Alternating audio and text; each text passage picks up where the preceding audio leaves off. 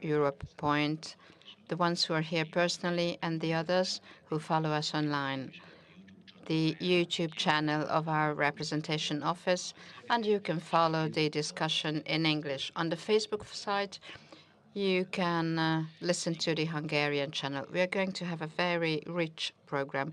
My name is Bence Forró. I'm the host of this evening. We're not only going to have a discussion with the guests invited, but at the end, you can also put your questions if you have any. And we have organized a walking reception for you.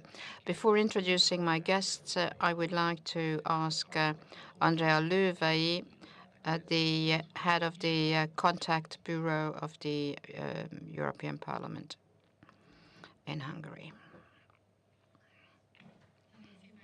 Thank you very much, ladies and gentlemen, dear guests. The Hungarian office and the representation of the European Commission in Hungary, I would like to welcome you at our meeting. I also greeting the guests, the experts, Sándor Gyula, the professor of the Budapest Corvinus University, Gabriela Sági, the Budapest coordinator of the Foro Panel Organization, Daniel Lee Moreta, activists of the Viva Venezuela Hungary, and Bence Forró, who is going to be the moderator this evening. I would also like to greet everyone online as well. The 10th of December is the Global Day of Human Rights. We highlight on this day and make us and others remember on the universality, undivisibility of human rights that cover all human beings. We also are for democracy and for the peaceful coexistence. Only this is the background that allows fundamental rights. We would like to stand up for the oppressed people who live in threat wherever they live in the world. The protection of human rights does not end at the borders of the European Union. The goal of the European Parliament in this activity is to support and strengthen organizations and individuals who fight for human rights. And against that background, in 1988, the European Parliament established the Szaharov Prize. Andrej Szaharov, Russian physician, was a sharp critic of the Soviet Union, who protected political victims and their rights also with his life. He was this prize is awarded to individuals, groups, or organizations who or which are extraordinarily contribute to the protection of the freedom of thought. The prize also attracts international media attention and underlines the situation of the cause, the country, and the political situation the person awarded comes from. In 2017, Venezuela received the prize. Those days, the father of Leopoldo López Gil, was the one who received and took over the prize together with the European member of the European Parliament, María Beatrix Perez, and the representative, the founder and coordinator of the Viva Venezuela Hungary. Edmundo González and María Corina Machado are the ones who were granted the Szaharov Prize this time. Next to the respect, this award is a sign of the serious situation in Venezuela. The fact that within 7 years, Venezuela received the prize, the Human Rights Prize, twice in 7 years' time, shows how long the path for having the respect for universal human rights respected. María Corina Machado is a politician and candidated at the last elections against Maduro after all president elected. The politician, however, was excluded by the Electoral Council and had to flee from the country. The other person avoided, Edmundo González,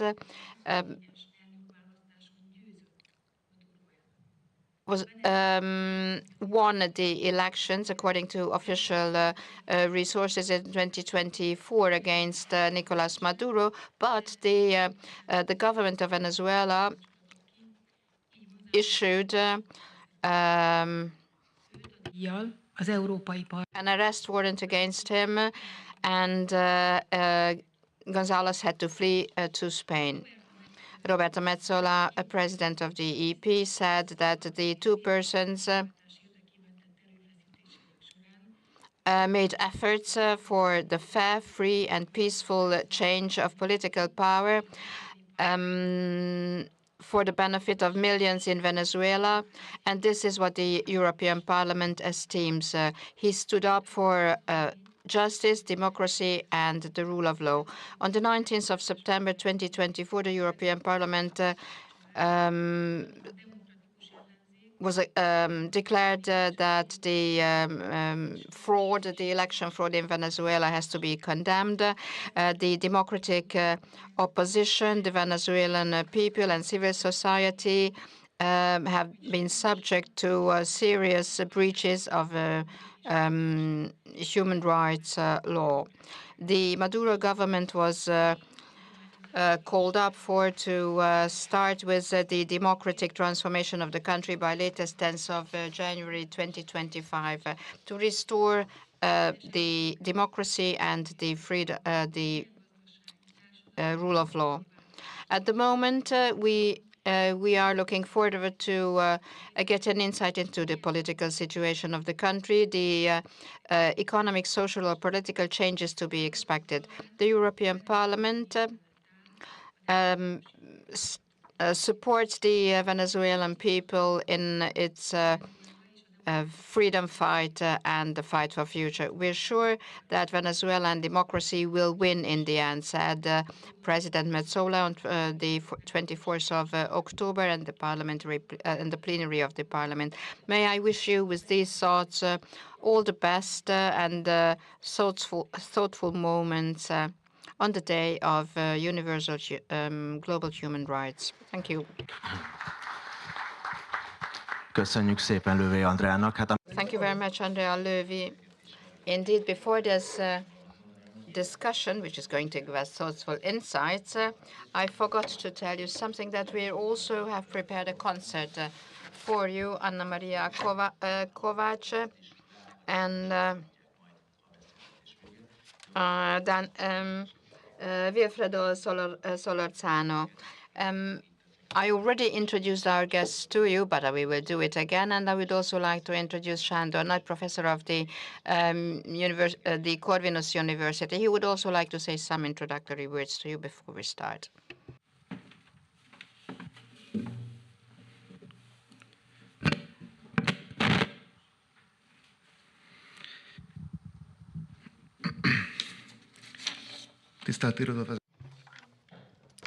Dear head of the office, dear ladies and gentlemen, thank you very much for the very flattering invitation for the office of the European Parliament, the liaison office of the European Parliament in Hungary. As we have already heard, the European Parliament awarded the Szaharov Prize to María Corina Machado and Edmundo González Urrutia, the elected president, for their fight for freedom and democracy and restoring democracy in Venezuela. It has been more than 2 decades now that the anti-capitalist and anti-imperialist government has been ruling in Venezuela, and the people have had to face a deep economic and social crisis. This period was started by Hugo Chavez, and then since 2014 it has been under Nicolás Maduro's regime, due to which a lot of people were imprisoned, prosecuted, and murdered. and due to this, 8 million people left the country. The opposition, a critical segment of the opposition left the country as well, which made it easier for those in power to keep their power. The rest of the population is now in apathy because they haven't really seen a lot of chances to change the system in a democratic way. However, it was a catalyst to the population that María Corina Machado, and under her leadership, democratic movement became the most important or the biggest opposition power of Maduro. Eduardo González had to move to exile after the election, and he, however, still represents the chance for changes for the Venezuelan people. And the motto that she runs is that we fight till the end. Under the Maduro regime, the courts, which are also under Maduro's leadership or under Maduro's power, also prosecute the opposition. And they actually made it impossible for her to register as a candidate for president. However, it was unexpected for the Maduro regime when the opposition nominated Edmundo González. And María Machado's activists, as well as the supporters of Edmundo González, showed their power in the election. And despite the strict limitations in the election campaign, and also that the activists were arrested. For example, the airlines didn't allow them to board their planes, so the entire campaign had to be made by car. They had to travel all around the country by road. And sometimes the roads were blocked, so they had to walk for hours, or they had to take a boat in order to get to distant parts of the country. Also, the power or the system closed hotels and restaurants where they were trying to stay and to eat, and they confiscated several of their assets. This oppressive strategy of the Maduro regime, however, had an unexpected effect because María Machado became a national hero, which is also shown by the fact that she is awarded now the Szaharov Prize.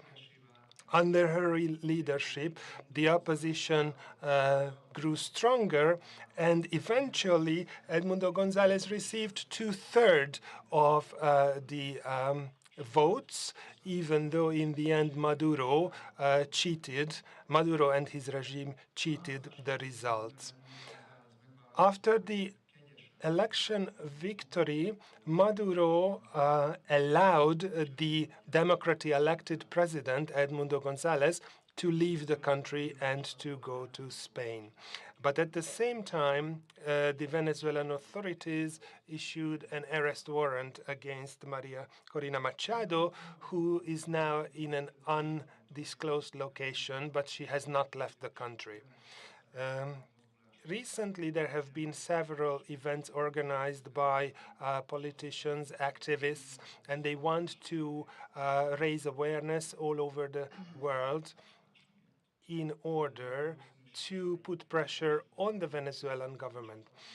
Actually, the Republican administration of the United States is probably going to be very active in putting pressure on the Maduro regime because the United States point is very clear to Venezuela. I hope that María Corina Machado will not have a tragic fate of others who had previously received the Szaharov Prize. So what can we do here in Budapest or in other towns in Europe that it cannot happen? We should not let it happen that we forget the struggles of those fighting against oppression. Thank you very much for your attention. Elhangzott, de azért a rendkedvéért akkor még egyszer. Thank you very much, Professor, for your introductory words. Let us once again greet all the invitees, the Budapest coordinator of the point, and Daniel Morato, the Viva Venezuela Hungary activist. Let us start with the following. What about the NGOs? What role do they have in Venezuela under the current circumstances? How can you help them? Gabriela, you want to start with this one? Yes, sure. Good evening. Thank you for this opportunity to talk about our political prisoners. Well, it's not easy to be a human rights activist in a country where the activist is criminalized. That's why it's very important the role of the no government organizations such as Foro Penal. We are a team that more than 400 lawyers and like 6,000 activists spread across the country to assistance, providing legal assistance to the people who are in prison for arbitrary or political reasons. Additionally, we documented abuse committed by the Venezuelan regime.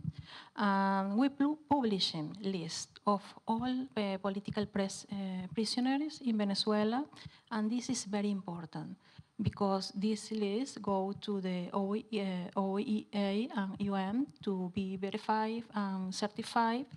And these have contributed to open an investigation to the International Criminal Court, opening investigation of the regime for crimes against humanity.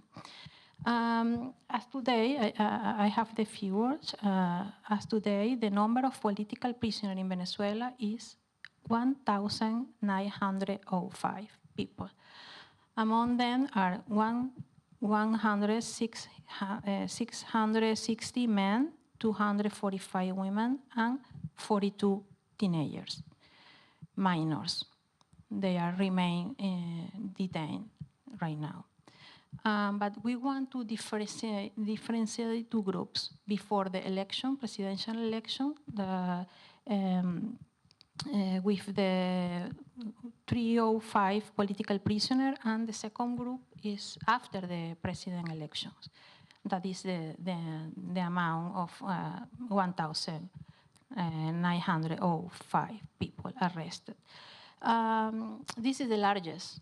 This is the largest number of political prisoners in Venezuela, that's for sure, in the last century. This including, we have verified at least 18 people suffering from different disease and disabilities. Some of them are taking medicine and some of them need special medical attention. They didn't provide any attention. Always, we are able to verify also 17 people belonging to the indigenous ethnic groups in the country.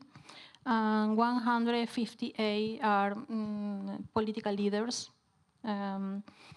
It's true that there have been some release, but with restrictions, with precautionary measures, as periodic reporting every 8 days to the court, prohibition of leaving the country, prohibition of attending certain meetings or places, especially in places where the political activities are carried out. Also, let me see. Venezuela is very important. I want to say this, that Venezuela government use in prisons under what we call the revolving door effect. That's that in one hand there are some release, they release some political prisoner, but for another hand they arrested people for political grounds. Why? Because they want to keep political prisoners as a tool for spread terror, for controlling the population. That's it, no? However, after this election, the number of the arrests remain very high in comparison with the release. It's the new unprecedented pattern. In this, the repression is an effective tool for the regime. It's important also to say that this administration of justice after the elections are full of irregularities, such as the imposition of public defense. They are not allowing to the prisoners, to the detained, have private lawyers like us. Our entire work is pro bono. But they don't allow it. It's absolutely incommunicado detention and transfer to the maximum security prisons.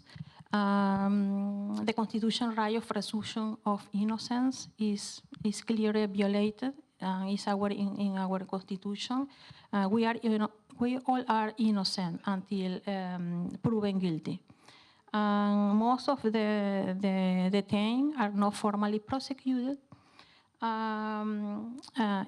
Has been common during the arbitrary detentions, not present the corresponding arrest warrant. That's very important. And it's not have been possible to have access to the file or the minutes for the hearings. Those of these contribute they're very clear. There are very clear violation of our constitution in Venezuela. Gabriel, még vissza fogunk térni, akár erre. Let us come back to that, to the situation of political imprisoners and many other things. May I now get an insight with the help of Professor and your help as well, what the situation of Venezuela is. In Hungary, in Budapest, people are not necessarily clear about the situation in Venezuela, how in the past 25 years the history of Venezuela developed so that everyone perceives accordingly what you are talking now about. And now the other question is how you, as an activist, have been part in this work. How can you work for that? Well, now all of you know that we are more than 8 million of Venezuelans around the world, and this number will drastically increase by 8 to 9 to 10 million at the end of Q2 for 2025 if Maduro regime doesn't step back on January 10th. All of us that we are abroad, now we are witnesses of whatever is happening in our country, all the tragedies.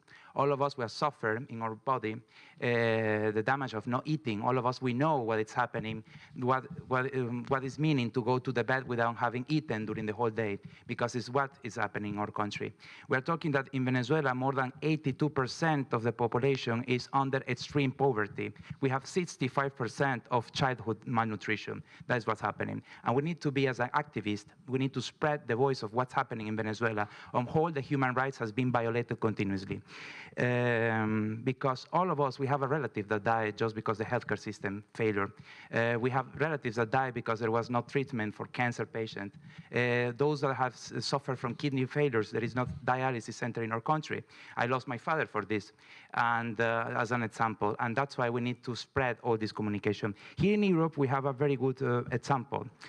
We do have the European Federation of Venezuelan Association that actually was born here in Belgium in 2017 when was granted the Szaharov Prize to Leopoldo Lopez and all the other political activists in Venezuela. There, in Brussels, they meet all these European local associations, and they integrate on this federation that is always raising the topics of the human rights violations in Venezuela on the European Commission, and also raising the topic on what to do with the refugees that are coming to Venezuela seeking for political asylum here in Europe. Another important topic that we need to cover as a political activist here in Europe is that we need to build alliance with all the local NGO and the civil society, because we need to do a more pressure on the international actors like the International Criminal Court of Justice, because people need to demand to these organizations to take actions to stand with the Venezuelan fight for freedom and for democracy. So this is what our, as a political activist, or at least as a civil organization activist on human rights, we are doing here. Hát amiről Daniela is beszélt, hogy Indeed, you've been talking about it, that it's important that the happier part of the world should exert pressure on Venezuela. You mentioned healthcare, education. Let me come back to that. Professor, would it be possible to give a very brief summary of the past 25 years? A country which has perhaps the largest oil reserves, of course, extraction is another issue that's more difficult, but a country with the largest oil reserves has the indices we've just seen. How is that possible? Of course, things did not start as what we see today. Hugo Chavez was elected democratically several times, repeatedly, indeed, because he had a major support, and also because a big part of the revenues coming from oils was spent to social programs, where the beneficiaries was the population. Education, housing, meals were provided at schools for minimal prices.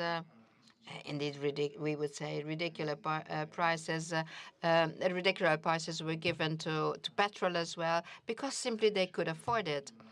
And around 2013-14, with the drop of the oil prices and an unsustainable economic policy, the system started to crumble.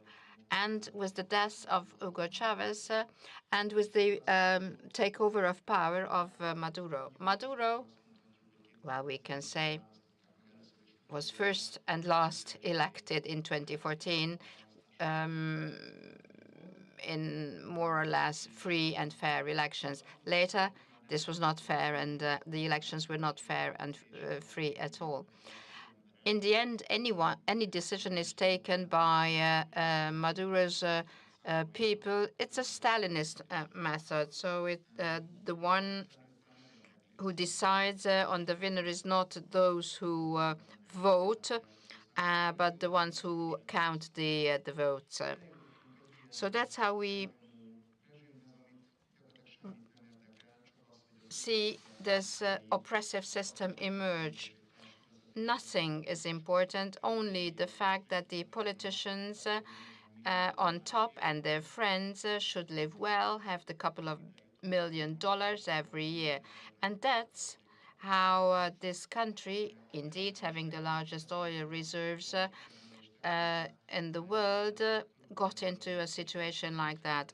And as for extraction, the oil extraction is 1/6, perhaps, of the extraction quantities from the period of Hugo Chavez. Indeed, people are starving, are in fame, and no one cares for that. It's very sad, but unfortunately that's the situation. We know that oppressive systems have a very complicated psychology, but people who live, masses of people who live under these conditions, not in favelas, but in similar conditions to Brazil, don't these people stand up? Do they not rebel? As far as I know, a smaller and smaller part of the country is supporting the Maduro system, and 8 million have fled. This is also something we should talk about. I'm asking all of you. Let me start with you, perhaps. Well, we have more than 25 years fighting against this government. At the beginning, when the Chavez started took the power through the democratic elections on the 98, he started with a populist scheme of government, which made him to win all the support from the base of the pyramid of the population in Venezuela. But when finally the income from the oil prices dropped, the system was not sustainable. The regime was not able to pay all the political clientelism, the political populism that he was doing the politics. And then people started to sublevate, people started to fight, people started to protest. We're talking that in Venezuela we have more than 3,000, 4,000 protests per year. People is protesting for everything. Just that currently now, after the 29th of July, when there was a spontaneous protest because the people was protesting against this electoral fraud that Maduro commit, and this protest took over in all the favelas, as you're mentioning. This time was not the middle class, the one that started to go to fight on the street, was the base of the pyramid of the population, because are the ones that are starving, are the very same ones that are continuously abused by the state. So people, yes, went to protest. Now we are talking that basically there is no one in Venezuela that is not living in very poor conditions. The middle class just disappeared. The upper class now is just the government, people related. So we're talking about that 80% or 82% of the whole population just became poor. And everybody has this struggle. And remember that now in Venezuela there are 3 major risks if you are still there: imprisonment, torture, and assassination. And when you are having these 3 factors, 3 elements, it's very difficult now how to do a catalyzation of this protest. I just want to give some examples. I will be very brief, I promise. Now, as Gabriela was mentioning, we have 42 teenagers on jails, no? Chelsea Venero, she is 16 years old. She was coming home by buying medicines because her little brother was sick. She was detained by the political police. She was closed in one of these torture centers. She has been more than 4 months suffering all kinds of violations and abuses inside this detention center. Her only crime was to go to a pharmacy to purchase medicines. The second case, Mariana Gonzalez, she's 17 years old. You know which was the crime of Mariana Gonzalez? On the 29th of July, she was eating hot dogs with her boyfriend on the street, and the military police came and detained her. And now she was charged with terrorism, conspiracy, and incitement to hatred. Carlos Vallecillos, he is 34 years old. He is a taxi driver. He was detained, meanwhile he was driving his taxi on the 29th of July. He was charged with terrorism and incitation of hatred. His only crime, driving his taxi, is the only way that the only work that he has to survive. Jesus Manuel Medina, and this is my last example, he just died 2 weeks ago. He was a political activist. He was detained. He was diabetic. He was denied of all the access to the medicines. He suffered so many tortures in this jail called Tocuyito that all his leg got infected. By the time that the regime took him to the hospital because they deny all the medical attention primary, the whole body has a sepsis, and he died the same day that he was took over. So this is what we are facing now. And even though there is a spread of hate against this government, now through this repression, brutal repression that they're applying, they're basically trying to demotivate all kind of insurgents now against them. Gabriela, gondolom, akkor itt most ugye Daniel kiemelt 1-2 példát hosszasan. We've heard a couple of examples, but I know that you could also continue, Gabriela. I guess that the work you're doing is not without any risks if you want to help them. Yes, always is a risk. Activists are constantly pursued and monitoring by the regime. I was to give another example. Don't forget, Daniel, that what was the crime of Jesus Medina just for be the witness of the president election. That was his crime. It's very clear that it's not a democracy in Venezuela. And another case is one of our lawyers, Kennedy Tejeda, was arrested on August 2. Why? Because there was gathering information on one of the one detained in Carabobo. He remains detained until today. I myself was subject of intimidation when I was working in Venezuela. And also you have the possibility to having your passport revoked, for example. I can enter the country, or people or other activists can leave the country. And now that's why this role of our organization is very important, because and our actions are very limited, very cutting, and also in the intimidation and persecution, law have been approved right now. This is important. Right now, last week, 2 weeks ago, the new law is two new law. I have this. I bring this special report. I would like to take a look after the exposition. You can see all of these issues in this report, and the law, the new laws. Our work is severely limited right now. Itt nem tudom, mennyire frissek ezek az adatok. So I don't know how recent the data are that I have read, but the country's population is about 28 million, out of which 8 million people are already in exile. What are the demographic and economic consequences of that? Because we have already seen the political consequences, but what is the expected social and demographic consequences? And sooner or later, every regime is collapsing. Some of them collapse by themselves, others are overtaken. But how can we imagine that it's going to happen? Well, I hope that the Prophet is speaking in your words. In the Assad regime's case in Syria, we could see that 2 weeks is enough to overthrow a dictatorial regime, but we can also see not too far from Venezuela. So, for example, if we just look at Cuba, for example, since 1959, the regime still survives, although it is struggling and Castro is now dead, but still the regime withholds the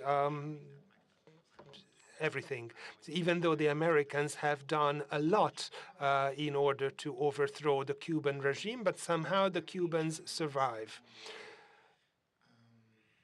So, because of that, I do not really have illusions that the Venezuelan regime is going to collapse in a very short period of time. And the reason I think that is because it has very big economical interests. So the group of criminals who are now usurping the power also have an economical interest, a financial interest in holding on to their power. So they will do everything they can not to let the power out of their hands. And also, there aren't a lot of places that they can go to, so maybe they could go to Moscow once they are overthrown. If I understand correctly what you're saying, Maduro doesn't really have the power. He is only a figurehead, and he is in the forefront, in the limelight, and actually there is a regime behind him. Yes, I think we can say Maduro is everything but clever. He's not a smart guy, so there are some groups in the background. For example, the vice presidents, the counselors, the main counselors, and other really intelligent people are the ones who are pulling the strings, and Maduro is not the really intelligent guy. If you listen to a 2-hour speech given by Maduro, he's not a very intelligent person. He's not like Fidel Castro. He has difficulties putting two sentences together. Some of his ideas are, for example, that he decided Christmas should be in October. So we cannot really expect any economic or political reforms from him. He's a clown, and behind him, the real power, the real people who are in power just destroy everything. So I do not have illusions that it's going to collapse soon. That's why you have to raise the cost to the government. That's why the international attention is so important for us. Because you can, it's difficult with the attention, international attention, to target us. You need to raise the cost to the government. That's for sure. Can I add something? Of course, persze, mondja. In Venezuela, there is no such a thing as a sovereignty. We are not a sovereign country. Because basically people in power, yes, it's Maduro and all the criminals that took the power and are sustain the power with his hands. But who is really behind Maduro? We have the communist regime from Cuba that has been the ideology master behind all this plan that started 25 years ago. We have also, and any serious intelligence organization from any serious country, be United States, can be any European country that has some kind of intelligence study on it, they can prove how Maduro regime have many ties, not only with the narco-traffic guerrillas from Colombia that are there, or the cartels of the drug dealers in Mexico, but they also have really ties with the Iran regime, the Syrian regime that just ended now, and thanks God that another dictatorship is falling. But he's taking the power just because he's doing alliance. He's construct all this support alliance with all these, despite all these despicable autocracies around the world. And that is what is keeping him in the power. And there is another stuff that is, we as a political activist, as a civil activist, we cannot believe, and we need to demand to any fully democratic country, they need to stop all economic ties with the regime of Maduro. It's not possible that a fully democratic European country is still purchasing oil from Venezuela, oil that instead to be black is red, like the blood of this regime that they are just throwing on the street with all the tortures and killing that they are doing. So in order to be coherent with a speech of freedom and democracy, a truly democratic country cannot still having economic interest in a regime that is not intending to respect any human rights in the country. Hát itt van ugye a Szaharov-díj is, ami például a mai témánk. This is also the Szaharov Prize is about, because the Szaharov Prize is also suitable to focus attention of what is happening in Venezuela, and hopefully we can raise awareness in other parts of the world, and to let people know that we should do and we must do something. But if I understand what you have been saying, without a very severe intention of a superpower, not Hungary, obviously, we are not a superpower, but what can a small democratic country like Hungary do for Venezuela or other small countries, other than sitting here and talking about these things? cause by recognizing the legitimately elected president of Venezuela, Edmundo González Urrutia.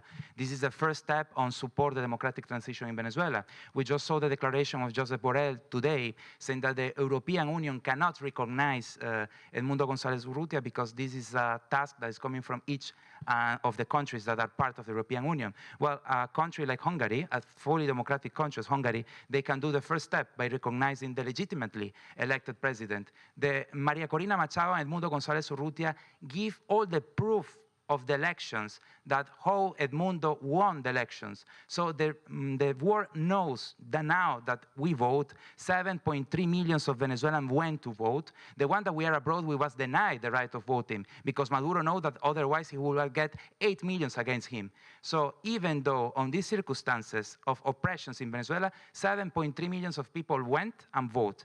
And this is something that any democratic country, doesn't matter if it's a small country, if it's a big country, if it's a rich country or a poor country, by recognizing the elected president for all of us is a first step.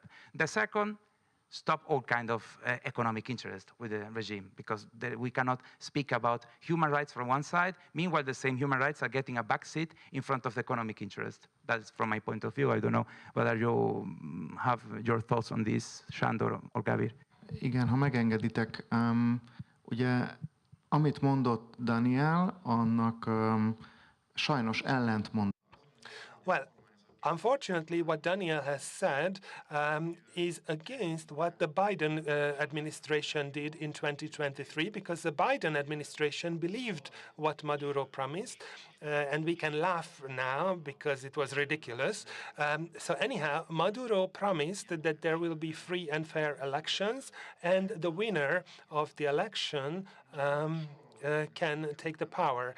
And I could start listing how many times Maduro has broken his promises that he made to Joe Biden.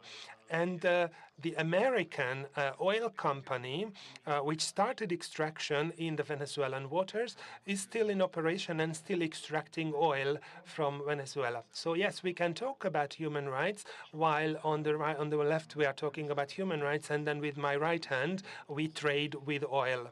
And also, I think we have to speak about the European Parliament, and I don't want to be uncomfortable. I don't want to put anyone in an uncomfortable position. But even still in the European Parliament, there are members of the Parliament who visit the oppressive Cuban regime, and they start whitewashing the wrongdoings of the Cuban regime. And as long as members of the European Parliament do this, we should not expect that the European Parliament will have any legitimate say, and the Venezuelan government will bow before the European Parliament. So a lot of the politicians actually should look into the mirror and should really start thinking about what they do, whether they have these two-faced approach, because, oh, we have the pure Cubans, and then we have Maduro, and actually it is two faces of the exact same regime. Gabriela, is there anything you'd like to add? Yes, we are formally plan to inaugurate Foro Penal here in Budapest, and you can be part of our team if you want. You only have to register in our website or contact me by my own account, Instagram account. I have this my social media accounts.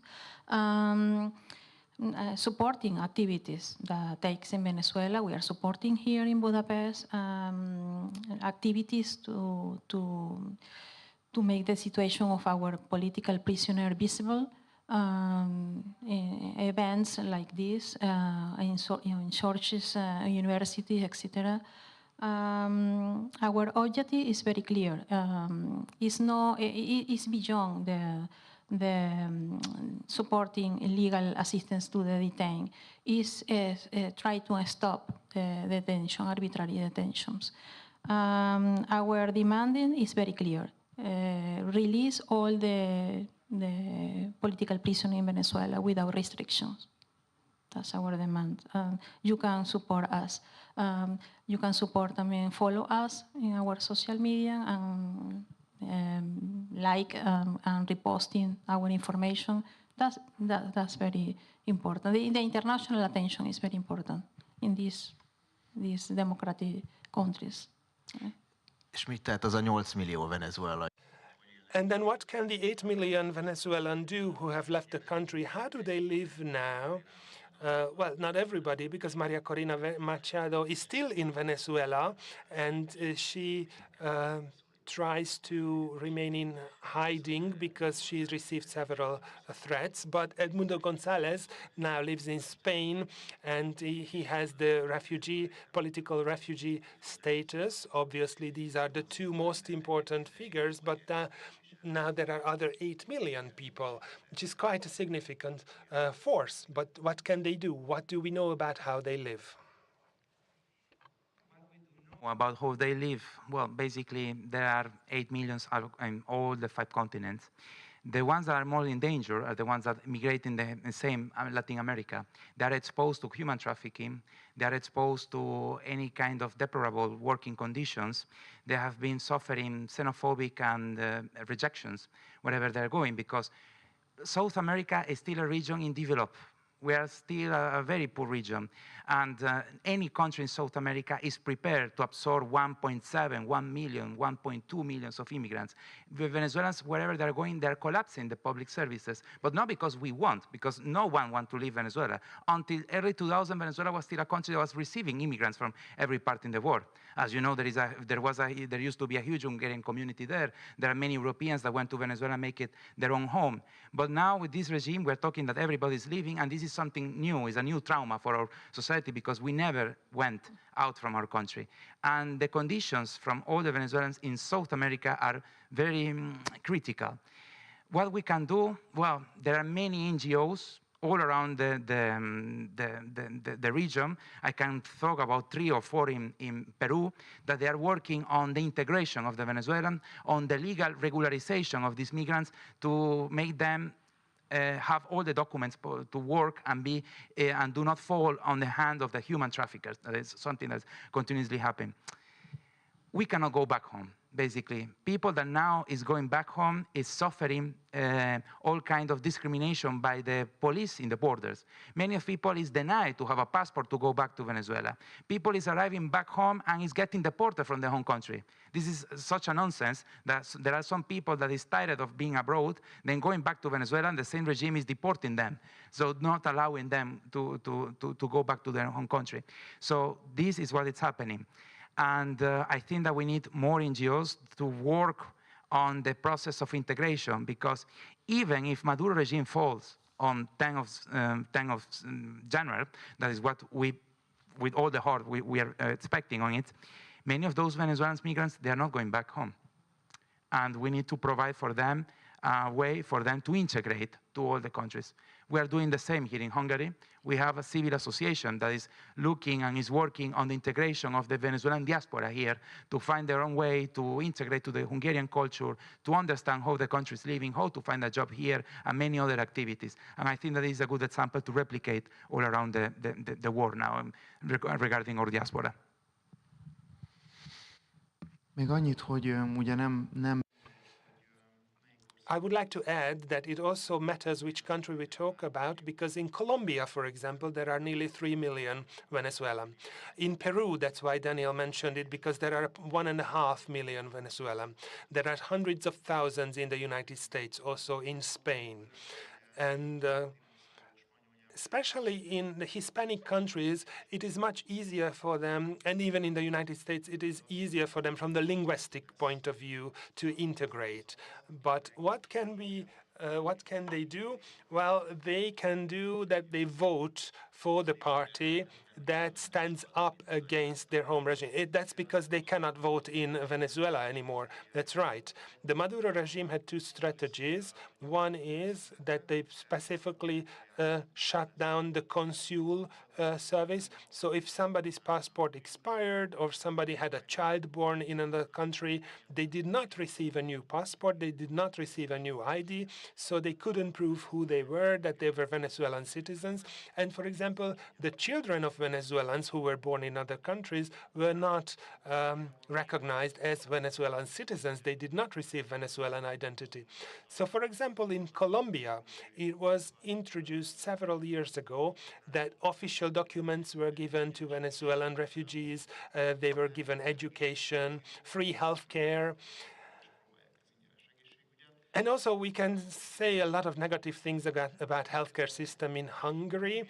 Well, in Latin American countries, the healthcare systems are not always very nice. However, they do their best to provide free healthcare services to the refugees, to the Venezuelan refugees as well. And what else can they do? For example, in Chile, there was an activist, a Venezuelan activist, who was very loud, and he said very bad things about the Maduro regime. And actually, a gang of 3 or 4 people from the Maduro regime found him and attacked him and killed him in Chile. So even if somebody leaves the Venezuela, it doesn't mean that they are safe. Is there foreign support behind the Maduro system, or I also could put it, does Maduro have alliances, or does it only work from the inside? Well, Cuba was mentioned. They support with know-how, not with money, because they have no money either.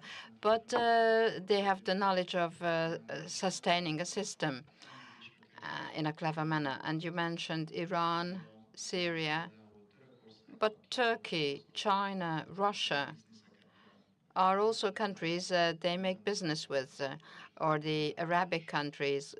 The sale of gold, for example, is something which is a pretty good business. The Russians and the Chinese finance the Maduro system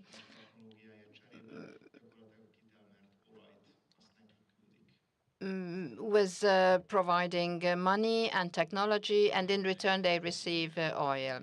As an NGO, it must be extremely difficult to organize, to fight against such a system. And you must always have goals, even if there are small ones. And if you reach a goal, then you can take another step and go further. So what are the next goals you want to achieve? And that would be a step forward, in your view. Gabriela, I think that this is a perfect question for you. Yes, I already answered.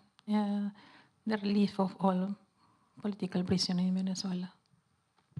Yeah. From us, at least, still spreading whatever is happening in Venezuela, because we cannot never achieve the 100% of information, the spreading of what is happening in the country is a continuous matter.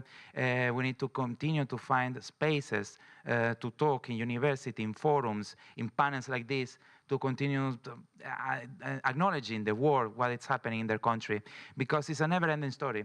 Has been 25 years that a never-ending story, where every time that Venezuelan we had the hope that finally these people is going to fall, they find a way to just stay there and becoming worse and worse than there was the day before.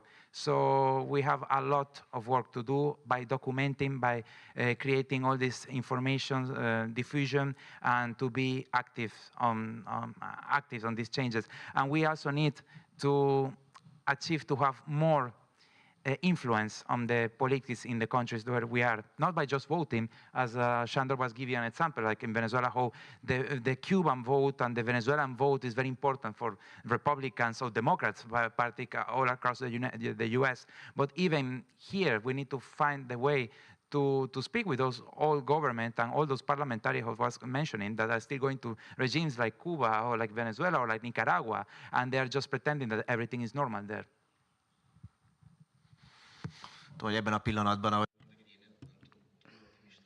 I might be too optimistic or too visionary. What if the system fails? Because there must be a time when all systems like that fail. But let us say that this takes place. What is the Venezuela that's going to be there? And now we have 25 years behind us. I don't know how many times we have to look ahead, but what would that Venezuela without the heritage of Chavez and Maduro look like? How would you restart? What does the professor say? Or what do those say who are concerned in that, who live in that? Daniela? Every morning, the first thing that I do when I'm waking up is checking the news to see finally I find a head on the news that say that Maduro's regime just ended or he flew away of the country. This is my everyday hope to see if it's going to happen. I hope so. And if it's happened, I will take the first flight that I can book to go back to my country. Because after living here in the developed countries to see all the achievement, even here in Hungary, less than 30 years ago, there was still the socialist regime here. And in just 3 decades, you achieved so much. We are talking about a socialist regime. We are talking about a communism that was imposed here, that destroyed all the social structure that was before the war. And now with democracy, you could put together a country, and even all the Eastern Bloc now started to be prosper and economic develop and everything. I have the same hopes for my country, and I know not all of us can go back because many just have our own life abroad. But many of us were going back to the country. And of course, when you are going to have the options to work in a country where everything is developed, or go back to your own country and give all your life work to make your country better, I think that is the purpose that is motivating more than one of us to go back. So for me, what is the biggest excitement is that in Venezuela there is everything to do. We have the opportunity to rebuild a country better than the one that we had before Maduro and Chavez, and for sure much better than whatever is left after the socialist revolution of the 21st century, as they call themselves. So I like to be optimistic like you. I also want this regime to fall. And many people say, oh, after this regime is going to take 40, 50 years to build up the country. And who cares? If you have the hope that you can work for your country and it's going to get better and better every year, who cares that it's getting 20, 30, 40, 50 years? Because it's the national plan. And I think that now, if finally this regime ends and we are opening a transition period, because we don't have institutions. We're talking that we don't have separation of powers. We don't have institutions. We don't have public educational system. We don't have public healthcare system. We don't have nothing. We need to build again the whole structure of a country, change the mindset of 25 years of people living by the populism of the state and make everybody understand that we need to open to a neoliberal market, or as a realistic point of view, a capitalistic way of doing business. So it's going to be a huge challenge, but I think that the whole country is compromised to do it. I think that there is this social pact, new social pact that is going to come because we cannot go more under that we already are in this moment. I hope. Én ehhez egy dolgot tennék hozzá. I would like to add just one thing to that. This internal structure Daniel was talking about. If God say, if the system fails and tomorrow there's going to be a government of transition, this must get support from the outside world. And you cannot merely rely on the EU or the US. You have to agree with the Chinese, the Russians, you have to involve other Latin American and perhaps Asian developing countries, and together with them agreeing, not saying them from tomorrow on, I'm not going to repay the loans for Russia or China, because then practically you will alienate a part of the world from yourself, but you will need some kind of an international agreement with the new government, where you can, of course, request a lot of things, but you will have to strive for a balance politics. You cannot simply go for one bloc or the other one, because that will end up in a similar situation like today's. Gabriela, the only lady on the podium, please, you have the last word. Do you agree with Daniel's view on the challenges, on the restructuring and the rebuilding of the society, or you have another approach to that? Agreed. I 100% agree. And you have to have out-of-the-box thinking. In our case, we use that in our strategy litigation. we have to be creative because, as I say, this administration is very cruel and very. I don't know how to say, but it's difficult. It's difficult. I understand Shandor. That is a little bit pessimist because all this show that it's difficult to live off this regime. But I think that I'm positive too, as Daniel said. I would like to add something. I agree with Shandor. Actually, he has an objective way because I'm very passionate about my country. So when I'm talking about my country, I like to be a little bit more idealistic. But I totally agree with Shandor. But also, Venezuela entered late to the 20th century. The Venezuelan process of modernization started on 1914 when started the oil exploitation, the oil business. Until the 19th century, we were a country very poor. We suffered 1 century of internal struggle. We was living in a civil war between factions after the independence of the whole continent.